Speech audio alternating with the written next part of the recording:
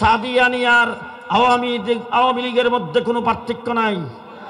সাদিয়ানি আর ভারতের রয়ের মধ্যে কোনো পার্থক্য নাই। তারা পরাজিত শক্তির দূষক। ঠিক কিনা বলেন? ঠিক কিনা বলেন? এবার অন্তর্বর্তীকালীন সরকারের কাছে দাবি জানাতে চাই, ছাত্রলীগকে নিষেধ করলেন কেন? সন্ত্রাসের দায়ে যদি ছাত্রলীগ নিষিদ্ধ হতে পারে, যারা 2018 সালের 1 ডিসেম্বর টঙ্গীর মাঠে রক্ত জড়িয়েছেন, যারা 2024 সালের 17 ডিসেম্বর টঙ্গীর মাঠে রক্ত জড়িয়েছেন, যারা মানুষকে হত্যা করেছে, তাদের তাবলীগ বাংলাদেশের কোন মসজিদে চলতে পারে না, কাকরাইলে চলতে পারে না, টঙ্গীর মাঠে চলতে পারে না। তাদেরকে নিষিদ্ধ ঘোষণা করা হোক, নিষিদ্ধ ঘোষণা করা হোক, নিষিদ্ধ ঘোষণা করা হোক। কে কে রাজি আছেন হাত তুলে দেখান। নারায়ে তাকবীর। পরিষ্কার বলে যাচ্ছি, মনে রাখেন, কাকরাইল মসজিদে সাদিয়ানি গ্রুপের তাবলীগ আর চলবে না। সবাই রাজি না? জি। গত প্রেসিস সরকারের আমলে দ্বিতীয় পর্বের ইজতেমা করার জন্য এই মাঠ দিতে আমাদেরকে বাধ্য করেছেন, আমরা বাধ্য হয়ে দিয়েছি। এবারকার ইজতেমা আগামী 31 জানুয়ারি, 1-2 ফেব্রুয়ারি উলামায়ে কেরামের নিয়ন্ত্রণে সূরায়ে নাজামের তাবলীগের ইজতেমা হবে। দ্বিতীয় পর্বে কোনো ইজতেমা হবে না। একমত? একমত? এই ব্যাপারে যদি কোনো ডাক দেওয়া হয়, এই ব্যাপারে যদি কোনো 54 বছর হয়েছে, স্বাধীন হয়েছে, সর্বপ্রথম আসলো সোনার বাংলা, আমি তোমায় ভালোবাসি। একজনে বমি করছে, আরেকজনে খাইছে। আপনারা দেখেন নাই? মুরব্বীরা যারা তারা দেখছে, একজনে বমি করছে, আরেকজনে। কিছুদিন পরে আসলো সবুজ বাংলা। এরশাদ চাচা আইসা ঘোষণা দিল নতুন বাংলা। পেশিস সরকারের শেখ হাসিনা প্রথম ক্ষমতায় এসে বলল মডার্ন বাংলাদেশ। কিছুদিন পরেই বলল আধুনিক বাংলাদেশ। এরপরে বলল ডিজিটাল বাংলাদেশ। পদ্মা ব্রিজ উদ্বোধনের সময় আর কর্ণফুলী টানেল উদ্বোধনের সময় ঘোষণা দিয়েছেন স্মার্ট বাংলাদেশ। কি বাংলাদেশ? জি। তাহলে দেখলাম সোনার বাংলা, দেখলাম সবুজ বাংলা, দেখলাম নতুন বাংলা, দেখলাম আধুনিক বাংলা, দেখলাম মডার্ন বাংলা, দেখলাম ডিজিটাল বাংলা, দেখলাম স্মার্ট বাংলা। কাঁচামরিচের কেজি 1000 টাকা, পেঁয়াজের কেজি 240। জি, শান্তি পাইছেন তো? পাইছেন তো? এবার জানি না আপনারা আমার সাথে একমত হবেন কিনা। গত জুলাই আগস্টের আন্দোলনে আমরাও কিন্তু পিছিয়ে নাই। ছাত্র জনতার কোটার প্রয়োজন, তারা চাকরি নিতে যাবে। কওমি মাদ্রাসার কোনো ছাত্র চাকরির জন্য কোথাও দরখাস্ত করে না, কিন্তু আবু সাইদ যখন বুক পেতে দিয়ে রক্ত দিয়েছেন, জীবন দিয়েছেন, যখন মুগ্ধ জীবন দিয়েছে এদেশের ছাত্র জনতার উপর, যখন পেশিস সরকারের পেটুয়া বাহিনী নির্বিচারে গুলি চালাইতে শুরু করেছেন, আমার কওমি মাদ্রাসার ছাত্ররা দেশপ্রেমিক জনদরদী হিসাবে একজন ঘরে বসে থাকে নাই, রাস্তায় নেমে 84 জন জীবন দিয়েছে।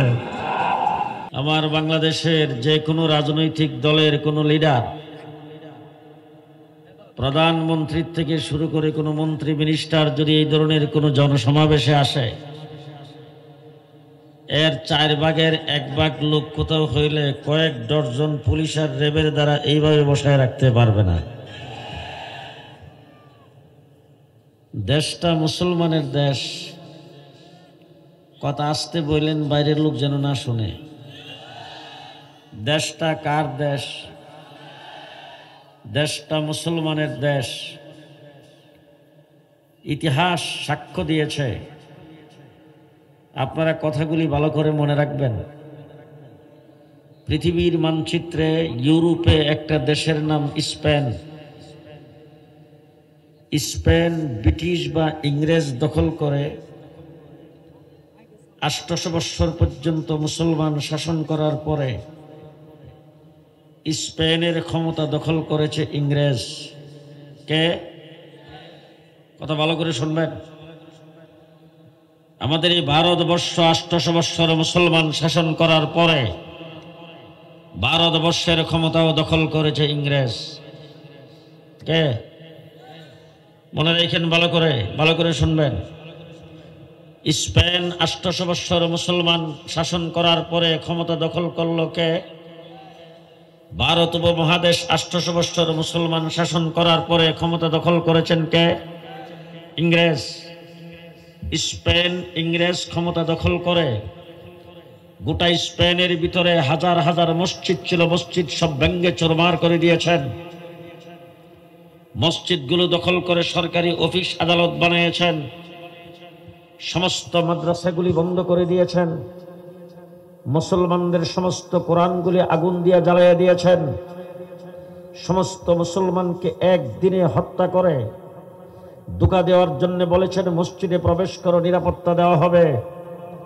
আমাদের স্টিমারগুলি সাগরের কিনারে রাখা আছে, সেইগুলিতে আরোহণ করে নিরাপদ স্থানে পৌঁছায় দেওয়া হবে। মুসলমান হাত পাও গুঠায়া যারা স্টিমারে আরোহণ করেছিলেন, স্টিমার সাগরের মধ্যখানে নিয়ে নিচ দিয়া ছিদ্র করে সমস্ত মুসলমানকে সাগরের মধ্যখানে পানিতে ডুবাইয়া মেরেছেন। মসজিদের ভিতরে যারা আশ্রয় গ্রহণ করেছিলেন, মসজিদের ভিতরে বাহিরে পেট্রোল দিয়ে সমস্ত মুসলমানকে জ্বালায়া হত্যা করেছেন। স্পেনে বিশাল বড় বড় মুসলমানদের লাইব্রেরি ছিল, ওই সমস্ত লাইব্রেরিগুলোর কিতাবাদি দিয়ে সাগরের মধ্যে 8 লেন্ডের রাস্তা বানানো হয়েছে। ক্ষমতা দখল করার পরে মুসলমানদের যাতে কোনো একটা কাগজের টুকরাও না থাকে, এই জন্যে আলাদা মন্ত্রণালয় কায়েম করে 55 বৎসর স্পেনের জমিন থেকে মুসলমানদের ফিকহ, তাফসীর, হাদিস সবকিছু বিদায় করেছেন। গোটা স্পেনের জমিনে কোথাও আজান হতো না, স্পেনের জমিনে একজন মুসলমান ছিল না, স্পেনের জমিনে এক কপি কোরআন শরীফ রাখা হয় নাই। গোটা স্পেন থেকে ইসলাম আর মুসলমানকে বিদায় করেছে ব্রিটিশ। এইটুক কি মনে থাকবে? জি, মনে থাকলে বলুন তো, স্পেনের ক্ষমতা দখল করেছেন কে? ইংরেজ। ইংরেজ ক্ষমতা দখল করে কি করেছেন? স্পেনের জমিন থেকে ইসলাম আর মুসলমান কোরআনকে বিদায় করে দিয়েছেন। এবার শোনেন, একই ক্ষমতাসীন, একই অস্ত্রের মালিক, একই ক্ষমতার মালিক, একই শক্তির মালিক সেই ব্রিটিশ, সেই ইংরেজ আমাদের এই ভারতবর্ষকে দখল করে নিয়েছেন। ভারতবর্ষ দখল করার পরে 250 বৎসর এই দেশের মানুষকে শোষণ করেছেন। হাজার হাজার মাদ্রাসা ভেঙে দিয়েছেন, মসজিদগুলোকে গোড়া রাস্তাবল বানিয়েছেন। একদিনে 14,000 আলেমকে ফাঁসির কাস্টে ঝুলাইয়েছেন। 3.5 লক্ষ আলেমকে আগুনে পোড়ায়া, পানিতে ডুবাইয়া ফাঁসির কাস্টে ঝুলাইয়া হত্যা করেছেন। 3.5 লক্ষ কোরআনের কপি একত্রিত করে আগুন দিয়ে জ্বালাইয়া দিয়েছেন। হাফেজে কোরআনদেরকে হত্যা করেছেন, আলেম উলামায়ে কেরামকে হত্যা করেছেন। অনেক কিছু করে 250 বৎসর চেষ্টা করেও একদিনের জন্য এই দেশ থেকে ইসলামকে বিদায় করতে পারে নাই। পার্থক্যটা বুঝলে আজকের উলামা পরিষদ বুঝে আসবে, আজকের সম্মেলন বুঝে আসবে, বাংলাদেশের শাপলা চত্বরে বুঝে আসবে। কথা আমার এইটাই, আজকে এই কথাটাই আমি আপনাদের সামনে বলবো, আর কোনো কথা নাই। আমার সংক্ষিপ্ত আলোচনা এখানে শেষ। বুঝলে ভালো করে আমার সাথে সাড়া দিবেন। স্পেন ইংরেজ দখল করার পরে সেখান থেকে ইসলাম বিদায়, আর আমার ভারতবর্ষ ইংরেজ দখল করার পরে 1 সেকেন্ডের জন্য এই দেশ থেকে আজানকে বিদায় করতে পারে নাই, কবিতারিকে বিদায় করতে পারে নাই, কোরআনকে বিদায় করতে পারে নাই, ইসলামকে বিদায় করতে পারে নাই। এবার একই ক্ষমতাধর ওখানে পারলো, এখানে কেন পারলো না? ভালো করে বুঝেন, ইতিহাস ভালো করে মনে রাখবেন। যুবক ভাইয়েরা, স্কুল কলেজ ইউনিভার্সিটির ছাত্ররা যারা এখানে আগমন করেছেন, জেনারেল শিক্ষিত যারা আগমন করেছেন, ইতিহাস আমাদেরকে ভুলাইয়া দেওয়া হচ্ছে। ইতিহাস ভালো করে আমাদের কাছ থেকে শুনবেন, সঠিক ইতিহাস আমাদের কাছ থেকে নেবেন, উলামায়ে কেরামের কাছ থেকে নেবেন। স্পেন ক্ষমতা দখল করে, স্পেনের ক্ষমতা দখল করে ইংরেজ ওখান থেকে ইসলাম মুসলমানকে বিদায় করে দিতে পারলো, আমাদের এখান থেকে কেন পারলো না? ভালো করে বুঝে রাখেন। এখান থেকে এই জন্য পারে নাই, এখানকার মুসলমানেরা বড় বড় লিডার ছিল, এখানকার হিন্দুদের বড় বড় লিডার ছিল, বড় বড় নেতা ছিল, বড় বড় রাজনৈতিক পার্টি ছিল। কোন পার্টির সভাপতি, সেক্রেটারি, কোন দলের লিডার, কোন জেনারেল শিক্ষিত কোন ব্যক্তি ইংরেজের বিরুদ্ধে টু শব্দ করার সাহস পাই নাই। যদি সর্বপ্রথম ইংরেজের বিরুদ্ধে যুদ্ধের ঘোষণা যদি কেউ দিয়ে থাকে, একজন আলেম দিয়েছেন, তার নাম শাহ আব্দুল আজিজ মুহাদ্দিস দেহলভী রাহমাতুল্লাহি আলাইহি। নারায়ে তাকবীর। শাহ আব্দুল আজিজ মুহাদ্দিস দেহলভী রাহমাতুল্লাহ আলাইহি দিল্লির জামে মসজিদের মিম্বর থেকে ঘোষণা দিয়েছেন, হে ভারতবর্ষের মুসলমানেরা, তোমরা দারুল হরব হয়ে গেছো, সূত্র কবলিত দেশ হয়ে গেছো, তোমাদের দেশ অমুসলিমরা দখল করে নিয়েছেন। সুতরাং এই দেশের মুসলমানদেরকে দেশ স্বাধীনের জন্য যুদ্ধ করা ফরজ। শাহ আব্দুল আজিজ মুহাদ্দিস দেহলভী রাহমাতুল্লাহ আলাইহি সেই ফতোয়া দেওয়ার পরে 250 বছর এই দেশের জন্য লড়াই আমরা করেছি। আজকে পরিষ্কার ভাষায় বলতে চাই, 2 বছর জেলের ভিতরে ছিলাম, সেখানে অনেক ধরনের বই পুস্তক পড়েছি। 2 বছর জেলের ভিতরে থেকে অনেক কিছু নিজের চোখে দেখেছি। এরপরে বই পুস্তক ইতিহাস বর্তমানে যা রচিত হয়েছে, গত 15 বছরে মুসলমানদের মুসলিম ইতিহাসকে ভুলে দেওয়ার জন্য আমাদের দেশের স্কুল কলেজ ইউনিভার্সিটিগুলোতে যা কিছু পড়ানো হচ্ছে, আমাদের মূল ইতিহাসকে ভুলে দিচ্ছে। সঠিক ইতিহাস ভালো করে শোনেন। আলেম উলামায়ে কেরামকে দেখলে যারা মনে করেন স্বাধীনতা বিরোধী, দেশের জন্য তাদের কোনো অবদান নাই, পরিষ্কার ভাষায় বলতে চাই, আমার কাসেম নারতুবির জন্ম না হলে দেশ স্বাধীন হতো না, আমার মাহমুদুল হাসান দেওবন্দির জন্ম না হলে দেশ স্বাধীন হতো না, আমার হুসাইন আহমদ মাদানির জন্ম না হলে দেশ স্বাধীন হতো না, আমার হাকিমুল উম্মতের জন্ম না হলে দেশ স্বাধীন হতো না, আমার জাফর আহমদ উসমানী, শিবলি আহমদ উসমানী পতাকা উত্তোলন না করে দেশ স্বাধীন হতো না। নারায়ে তাকবীর, উলামায়ে দেওবন্দ জিন্দাবাদ জিন্দাবাদ, জাহাদ জাহাদ জাহাদ চাই, জাহাদ ফরজ আসতে চাই। দেশের জন্য রক্ত আমরা দিয়েছি। 1.5 মাস রিমান্ডে ছিলাম, 1.5 মাস। ডিবি অফিসের ভিতরে আমাকে 7টা টিম জিজ্ঞাসাবাদ করতো রাত্র দিন 24 ঘন্টায়। আমার সামনে এসেই সর্বপ্রথম গালি দিত, তুই পাকিস্তানি রাজাকার। আমার সামনে দাঁড়ায় বলতো, তোর হাফিজি হুজুর রাজাকার, তোর শাইখুল হাদিস রাজাকার, তোর মুফতি আমিনী রাজাকার, তোর আল্লামা মাহমুদ শফি রাজাকার। এক একজনের নাম ধরে গালি দিত আর আমাকে বলতো তুই পাকিস্তানি রাজাকার। পরিষ্কার ভাষায় বলতে চাই, একদিনের জন্য পাকিস্তান যাই নাই। পাকিস্তানের কোনো পাসপোর্টে, আমার পাসপোর্টে পাকিস্তানের কোনো ভিসা নাই, আমার পাসপোর্টে পাকিস্তানের কোনো সিল নাই, পাকিস্তানের সঙ্গে আলাদা কোনো সম্পর্ক আমাদের নাই। পরিষ্কার ভাষায় বলতে চাই, যারা আমাদেরকে পাকিস্তানি রাজাকার বলে গালি দিয়েছ, তোমরা বক্তৃতায় বলতা পালাবো না।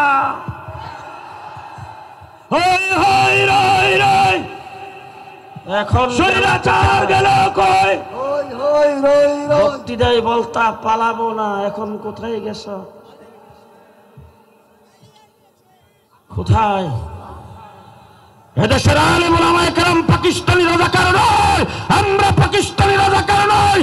তোমরা যারা বর্তমানে ভারতে গিয়েছ, তোমরা সবাই ইন্ডিয়ান রাজাকার, ইন্ডিয়ান রাজাকার।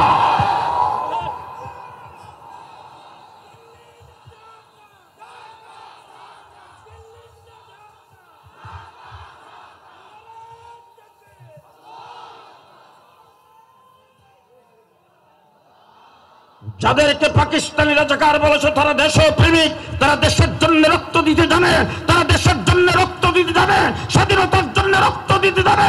তোমরা যারা ভারতীয় রাজাকার, তোমাদের জন্য আমাদের দেশ হুমকির সম্মুখীন। আজকে পদে পদে তোমরা দেশের বিরুদ্ধে ষড়যন্ত্র করছো, ঠিক না ঠিক? তোমরা যায় মুদির কোলে বসেছ, আর সেখান থেকে মুদি গত 16 ডিসেম্বরে বিবৃতি দিয়েছেন দেশটা নাকি হিন্দুস্তানের স্বাধীনতা। উনি বলছেন যুদ্ধ করে আমাদের স্বাধীনতা, হিন্দুস্তানের স্বাধীনতা, দেশ আমরা স্বাধীন করেছি। পরিষ্কার ভাষায় বলতে চাই, মিস্টার মোদি সাহেব, আপনারা আমাদেরকে সহযোগিতা করেছেন 71 মুক্তিযুদ্ধের সময়। আমরা গত 54 বছর আপনাদেরকে ধন্যবাদ জানিয়ে আসছি, আমরা সাথে সাথে আপনাদেরকে ধন্যবাদ জানাইছি, সবসময় আমরা ধন্যবাদ জানাবো। তবে আমাদের মুখটা ছুটায়েন না, যদি ছুটানটা করে সে কথাও বলে দিতে চাই, পাকিস্তানিরা যখন আমাদের দেশে যুদ্ধ করার জন্য আসছিল, যুদ্ধের সরঞ্জামের সাথে সাথে তারা বিভিন্ন সরঞ্জাম নিয়ে আমাদের দেশটাকে দখল করার জন্য এসেছে। দেশে যুদ্ধ করে, দেশের যুদ্ধ করে তাদের ক্ষমতা পাকাপোক্ত করার জন্য এসেছে। যত অস্ত্র শস্ত্র নিয়ে আসছিল, সব আপনারা লুণ্ঠন করে নিয়ে গেছেন। আপনারা আমাদেরকে সহযোগিতা করবেন বলে এসে আমাদেরকে লুণ্ঠন করেছেন। এই ডাইনি বামে তাকে দেখবেন, কেউ যদি কথা না কো মনে করবেন এই দলের লোক। দেশের সম্পদকে আপনারা লুণ্ঠন করেছেন। গত 54 বছর আমাদেরকে পানির অভাবে মারছেন, ঠিক না ঠিক? আজকে ইসকনকে লেলাইয়ে দিয়েছেন আমাদের বিরুদ্ধে। আজকে সংখ্যালঘুদেরকে আমাদের বিরুদ্ধে লেলাইয়ে দেন। আজকে যেই লোকটাকে অস্ট্রেলিয়া জায়গা দেয় নাই, কানাডা জায়গা দেয় নাই, আমেরিকা জায়গা দেয় নাই, ইউরোপ জায়গা দেয় নাই, যেই শেখ হাসিনাকে পৃথিবীর কোন দেশ জায়গা দিও না, যেই শেখ হাসিনার বিরুদ্ধে গোটা বাংলাদেশের সর্বস্তরের মানুষ একত্রিত হয়ে লাঠি ডান্ডা দিয়ে আমরা এখান থেকে দৌড়ে আছি, তাকে আপনি কুলে বসে আছেন। তার দ্বারা প্রমাণ করে আপনি বাংলাদেশের শত্রু, বাংলাদেশের শত্রু। নারে তাকবীর, লিল্লাহি তাকবীর। দিল্লি না ঢাকা, ঢাকা ঢাকা,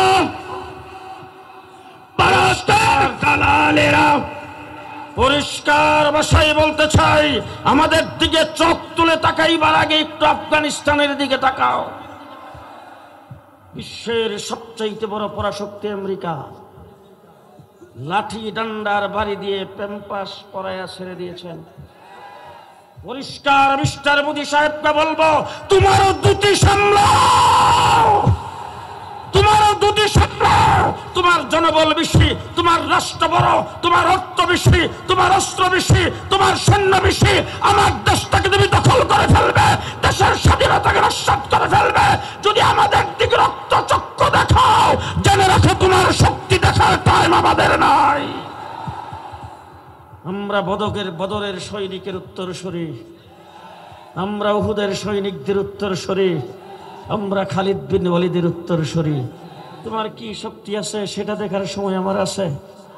কথা আসতে বলেন কেন? সেটা দেখার সময় আমাদের আছে, ওইটা দেখার সময় আমাদের নাই। তার কারণ হলো আমরা মুসলমান, আমরা মুসলমান। দেশ স্বাধীন হয়েছে দ্বিজাতি তত্ত্বের ভিত্তিতে। ইংরেজ এই দেশ থেকে চলে গেছেন। একটার নাম হল হিন্দুস্তান আর একটা পাকিস্তান, একটা হিন্দুস্তান আর একটা পাকিস্তান। এবার শেষ কথাটা আপনাদের সামনে বলতে চাই, আমরা কোন ভাষায় কথা বলি? বাংলা। আমরা জাতে কি? বাঙালি। এবার কলিকাতার মানুষ কোন ভাষায় কথা বলে? বাংলা। তারা জাতে কি? বাঙালি। এখন আপনারা বাকি ওয়াজটা করবেন, আমার ওয়াজ শেষ, আপনাদের কাছ থেকে বাকি ওয়াজটা শুনতে চাই। কলিকাতা হলো হিন্দুস্তানের অংশ, আমরা হলাম পাকিস্তানের অংশ। একই বাঙালি, একই বাংলা ভাষাভাষী, একই বাংলা ভাষায় কথা বলি। তারাও বাঙালি, আমরাও বাঙালি। তসলিমা নাসরিন বলেছিল এপারা বাংলা ওপারা বাংলা, তাহলে উপারের তারাও বাংলা, এই পারের তারাও বাংলা, তারাও বাঙালি, আমরাও বাঙালি। আমরাও বাংলা ভাষায় কথা বলি, তারাও বাংলা ভাষায় কথা বলে। কলিকাতা কেন হিন্দুস্তান আর আমরা কেন পাকিস্তান? এই প্রশ্নের উত্তর দিবেন, আমি বিদায়। বলেন বলেন বলেন, আমরা কেন পাকিস্তানের অংশ হলাম আর তারা কেন হিন্দুস্তানের অংশ হলো? বলেন বলেন বলেন। জি, পরিষ্কার ভালো করে জেনে রাখেন, আজকে যারা বাংলাদেশের মুক্তিযুদ্ধের পক্ষ শক্তি বলে দাবি করেন, তাদেরকে পরিষ্কার ভাষায় বলতে চাই, আমরা পাকিস্তানের অংশ হয়েছিলাম মুসলমান হওয়ার কারণে। কিসের কারণে? এটা আসতে কো, কিসের কারণে? কিসের কারণে? মুসলমান হওয়ার কারণে। এবার জিজ্ঞেস করতে চাই, 1971 সনে পশ্চিম পাকিস্তানের যখন আমাদের বিরুদ্ধে ষড়যন্ত্র শুরু করেছেন, আমাদের অধিকারের উপর হস্তক্ষেপ করেছেন, আমাদের উপর যখন নির্যাতন করতে শুরু করে দিয়েছেন, আমরা যখন মজলুম হয়েছি, তখন মজলুমেরা জালেমদের বিরুদ্ধে অস্ত্র ধরে যুদ্ধ করেছি মাত্র 9 মাস। কয়দিন? 9 মাসে যুদ্ধ করে আমরা দেশ স্বাধীন করেছি। এবার আরেকটা প্রশ্নের জবাব দিবেন, কাশ্মীর স্বাধীনতা যুদ্ধ করে কয়দিন? 72 বছর। কাশ্মীর স্বাধীনতা যুদ্ধ করতেছে হিন্দুস্তানের অংশ 72 বছর, আজ পর্যন্ত স্বাধীনতা অর্জন করতে পারে নাই। আসামের দিকে তাকায় দেখেন, 40 বছর স্বাধীনতা যুদ্ধ করতেছে, আজ পর্যন্ত স্বাধীনতা অর্জন করতে পারে নাই। তারা তাকায় দেখেন ত্রিপুরার দিকে, 40 বছর স্বাধীনতা যুদ্ধ করতেছে, আজ পর্যন্ত স্বাধীনতা অর্জন করতে পারে নাই। আজকে যারা মুক্তিযুদ্ধের পক্ষ পক্ষ শক্তি বলে আজকে যারা বাংলাদেশ থেকে গত 15 বছর পর্যন্ত শুধুমাত্র মুক্তিযুদ্ধের দোহাই দিয়ে তোমরা যারা শোষণ করেছো তাদেরকে পরিষ্কার ভাষায় বলতে চাই, আমরা যদি হিন্দুস্তানের অংশ হতাম আমরা 70 বছরে যুদ্ধ করে স্বাধীনতা অর্জন করতে পারতাম না। 71 মাসে স্বাধীনতা লাভ করেছি মুসলিম হওয়ার কারণে। আমাদের স্বাধীনতার মূলে কি? আরো আসতে, আমাদের স্বাধীনতার মূলে কি? আমাদের স্বাধীনতার মূলে কি? ইসলাম। এখন ইসলামটাকে কতদিন রাখবেন? জি, কতদিন রাখবেন? জি, পরিষ্কার ভাষায় বলতে চাই, বাংলাদেশের স্বাধীনতা থাকলে ইসলাম থাকবে, ইসলাম থাকলে স্বাধীনতা থাকবে। দুইটা এফিড আর ওফিড মনে থাকবে তো? স্বাধীনতা থাকলে ইসলাম থাকবে। স্বাধীনতা আছে বলেই আজকের ওলামা পরিষদ, স্বাধীনতা আছে বলে আজকের এত বড় মাহফিল। কথা কয় না? গত 15 বছর পরাধীন ছিলাম, কোন স্টেজ আমাদের জন্য নিরাপদ ছিল না, কোন মসজিদের ইমামের মেহরাব নিরাপদ ছিল না, কোন মসজিদের খতিবের মিম্বর নিরাপদ ছিল না। ঠিক না বেঠিক? স্বাধীনতা থাকলে ইসলাম থাকবে, ইসলাম থাকলে স্বাধীনতা থাকবে। যদি বাংলাদেশের স্বাধীনতার উপর কেউ আক্রমণ করে, যদি আমার ইসলামের উপর যদি কোনো ব্যক্তি আক্রমণ করে, তাইলে আজকে আমি আপনাদের কাছে জানতে চাই, 2 হাত উঁচু করে বলবেন, বুক টান করে দাঁড়ায় কি বলতে পারবেন যে কেল্লা কাটায় দেব, ইসলাম দেব না? নারায়ে তাকবীর, নারায়ে তাকবীর। সাবিলুনা সাবিলুনা, তরিকুনা তরিকুনা, নারায়ে তাকবীর। ভারতের দালালেরা দিল্লি না ঢাকা। ছোট ছোট 2টা বিষয় বলতে চাই। 1 নম্বর বিষয়, স্টেজে আসার পরে শুনলাম নবীর পরে নবী নাই, সংসদে আইন চাই।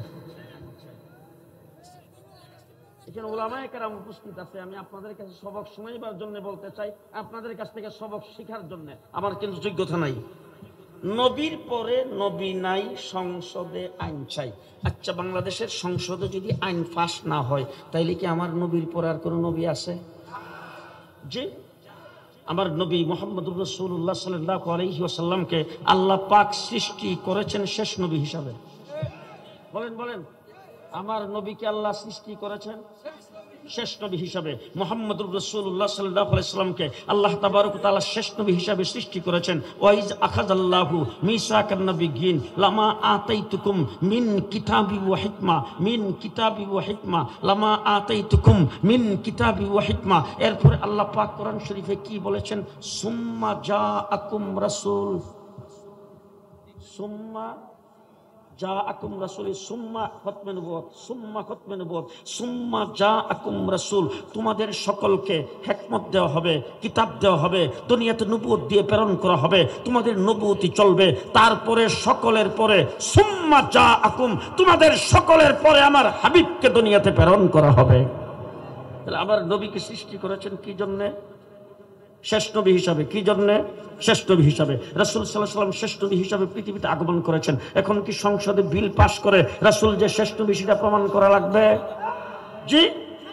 এই স্লোগানটা আমি অন্তত সমর্থন করি না। নবীর পরে নবী নেই, সংসদে আইন চাই, সেই স্লোগান হতে পারে না। আমাদের স্লোগান হবে একটা, আমার নবী মুহাম্মদুর রাসূলুল্লাহ সাল্লাল্লাহু আলাইহি ওয়াসাল্লামের পরে কোনো ব্যক্তি যদি নবী দাবি করে সেই ব্যক্তি কাফের, তাকে যদি কেউ সমর্থন করে সেও কাফের। আর ওই সমর্থিত ব্যক্তিদেরকে যদি কেউ কাফের মনে না করে সেই ব্যক্তি কাফের। আমার বাংলাদেশের টকশোতে বসে কাদিয়ানীদের পক্ষে যদি কেউ দালালি করে সেই ব্যক্তি কাফের। পরিষ্কার ভাষায় বলতে চাই, সংসদের মধ্যে যদি কাদিয়ানীদের পক্ষে কোনো ব্যক্তি দালালি করে সেই ব্যক্তি কাফের। বক্সিবাজারে যাইয়া কাদিয়ানীদের সাথে যদি কেউ একাত্মতা ঘোষণা করে সেই ব্যক্তি কাফের। পঞ্চগড়ে যদি তারা সম্মেলন করতে চায় সেই সম্মেলনকে যদি কোনো এমপি মন্ত্রী সমর্থন করে সেই ব্যক্তি কাফের। তাদেরকে কেউ যদি কাফের মনে না করে বিনা দলিলে কাফের।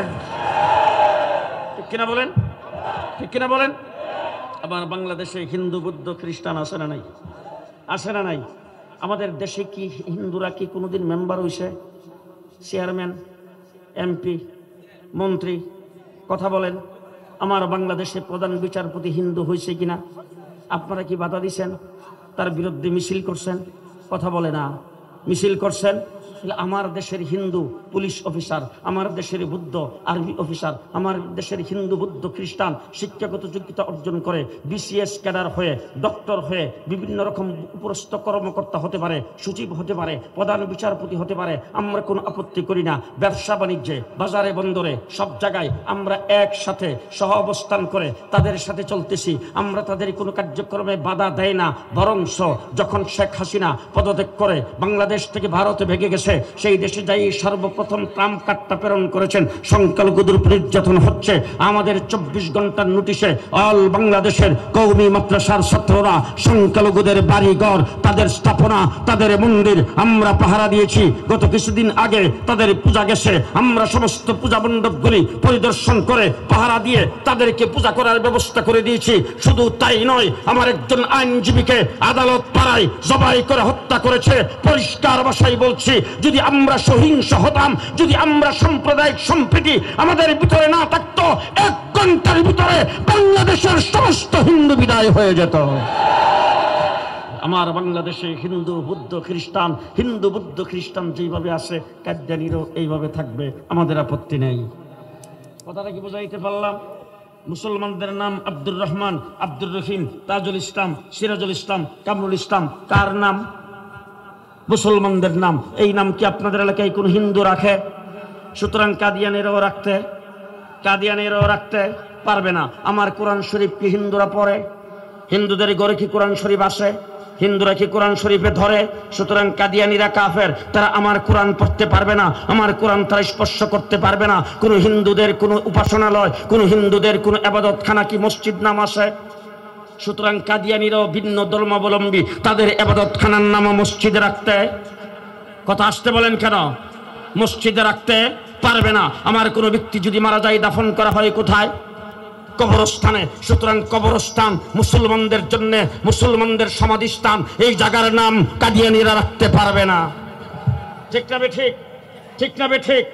সুতরাং খুব ভালো করে মনে রাখবেন, মুসলমানদের জন্য ঈদ কাদিয়ানিরা ব্যবহার করতে পারবে না। মুসলমানদের জন্য নামাজ কাদিয়ানিরা ব্যবহার করতে পারবে না। মুসলমানদের জন্য শবে বরাত কাদিয়ানিরা ব্যবহার করতে পারবে না। মুসলমানদের শবে কদর কাদিয়ানিরা ব্যবহার করতে পারবে না। মুসলমানদের রোজা কাদিয়ানিরা ব্যবহার করতে পারবে না। মুসলমানদের হজ বাংলাদেশ থেকে কাদিয়ানিরা যাইতে পারবে না। কথা কি বুঝাইতে পারলাম? 2 নম্বর বিষয়, 2013 সালে শাপলা চত্বরে আমাদের আমির আল্লামা আহমদ শফি রহমতুল্লাহ আলাইহি তিনি আমাদেরকে ঘোষণা করেছেন, বলছেন সাথে জায়নামাজ নিয়ে আসবা। কি নিয়ে আসবা? জায়নামাজ আর তসবিহ আর মিসওয়াক নিয়ে আইসো। জায়নামাজ, তসবিহ আর মিসওয়াক নিয়ে সবাই আসছে। শাপলা চত্বরের সেই বিশাল বড় রাস্তায় সকলেই জায়নামাজ বিছায়া সেখানে জিকিররত অবস্থায় ছিল, নামাজরত অবস্থায় ছিল, সেজদারত অবস্থায় ছিল। মোনাজাত করে কেউ চোখের পানি গাল বেয়ে বেয়ে ঝরতেছে, আল্লাহর দরবারে কান্নাকাটি করতেছিল। এমন সময় শেষ রাত্রের বেলা বিদ্যুতের লাইন বন্ধ করে, অন্ধকার করে হায়ানার মতো ঝাঁপিয়ে পড়েছিল সেই আওয়ামী ফ্যাসিস্ট সরকারের পেটুয়া বাহিনী। ঝাঁপিয়ে পড়ে হাজার হাজার মানুষকে গুলি করে হত্যা করেছে। 1,54,000 গুলি সেই শাপলা চত্বরে শেষ রাত্রের বেলা ঘুমন্ত, জিকিররত, ইবাদতরত মানুষগুলির উপরে চালাইছিল। ঠিক তাদেরই দূষর, তাদের প্রেতাত্মা, তাদেরই প্রশংসায় ভারতের রয়্যাল এজেন্ট টঙ্গীর মাঠে গত 17 তারিখ দিবাগত রাত্রে শেষ রাত্রের বেলা আওয়ামী ফ্যাসিবাদের মতো ঝাঁপিয়ে পড়েছেন। সাদিয়ানি গ্রুপ, সাদিয়ানি আর আওয়ামী লীগের মধ্যে কোনো পার্থক্য নাই। সাদিয়ানি আর ভারতের রয়ের মধ্যে কোনো পার্থক্য নাই। তারা পরাজিত শক্তির দূষর। ঠিক কিনা বলেন?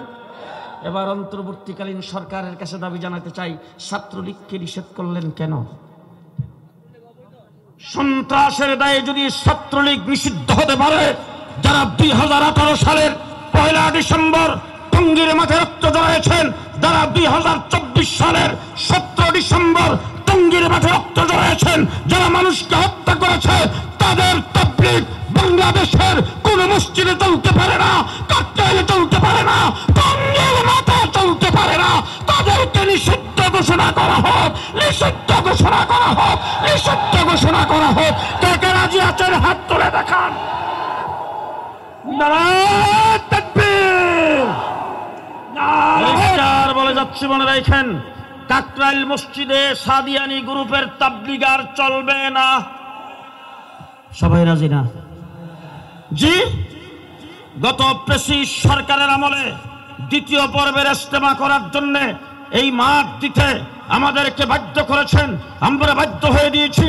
এবারকার ইজতেমা আগামী 31 জানুয়ারি, 1-2 ফেব্রুয়ারি উলামায়ে কেরামের নিয়ন্ত্রণে সূরায়ে নাজামের তাবলীগের ইজতেমা হবে।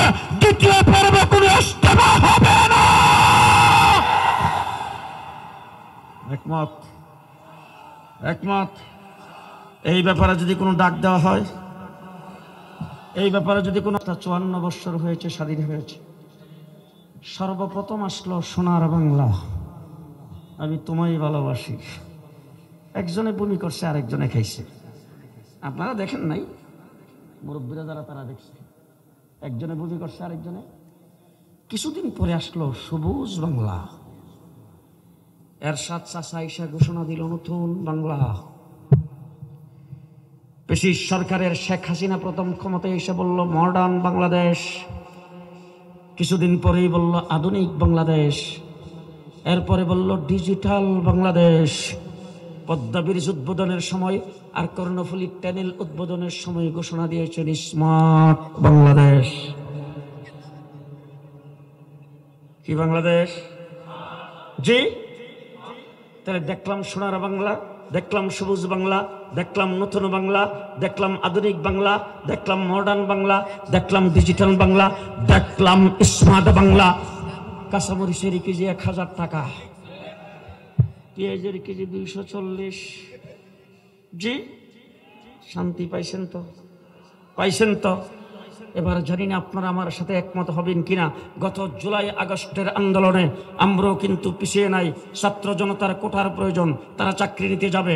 কওমি মাদ্রাসার কোনো ছাত্র চাকরির জন্য কোথাও দরখাস্ত করে না, কিন্তু আবু সাইদ যখন বুক পেতে দিয়ে রক্ত দিয়েছেন, জীবন দিয়েছেন, যখন মুগ্ধ জীবন দিয়েছে এদেশের ছাত্র জনতার উপর, যখন পেশিস সরকারের পেটুয়া বাহিনী নির্বিচারে গুলি চালাইতে শুরু করেছেন, আমার কওমি মাদ্রাসার ছাত্ররা দেশপ্রেমিক জনদরদী হিসাবে একজন ঘরে বসে থাকে নাই, রাস্তায় নেমে 84 জন জীবন দিয়েছে।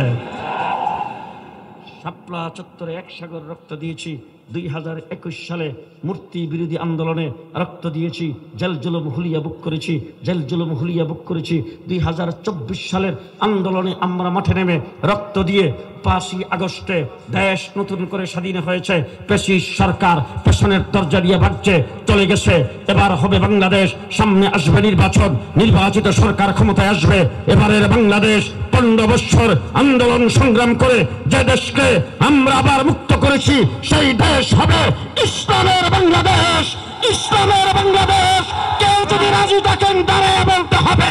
কে কে রাজি আছেন দাঁড়িয়ে যান। নারায়ে তাকবীর, নারায়ে তাকবীর, আল্লাহু আকবার, নারায়ে তাকবীর, আল্লাহু আকবার। এবারের বাংলাদেশ হবে ইসলামের বাংলাদেশ। রাজি আছেন সবাই? হাত উপরের দিকে। এবারের বাংলাদেশ, হাত উপরের দিকে উঠান। এবার বাংলাদেশ ইসলামের বাংলাদেশ। মুসলমানদের স্লোগান জয় বাংলা হবে না, মুসলমানদের স্লোগান হবে নারায়ে তাকবীর, আল্লাহু আকবার। আসসালামু আলাইকুম ওয়া রাহমাতুল্লাহ।